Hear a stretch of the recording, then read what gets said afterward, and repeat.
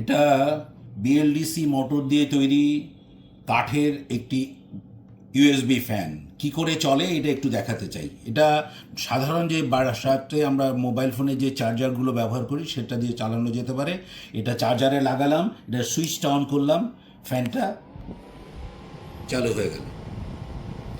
এরপর আমি আবার এটাকে বন্ধ করছি, বন্ধ করে এটা একটা পাওয়ার ব্যাংকে লাগিয়ে দিয়ে দেখাতে চাচ্ছি যে এটা পাওয়ার ব্যাংকে লাগালেও চলে। এটা পাওয়ার ব্যাংকে লাগালাম, এটা পাওয়ার ব্যাংক দিয়ে, এটা 15 ওয়াটের একটা পাওয়ার ব্যাংক, এটা 22 ওয়াটের একটা চার্জার।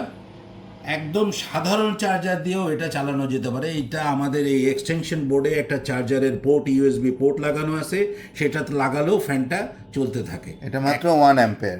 1 অ্যাম্পিয়ারের এটা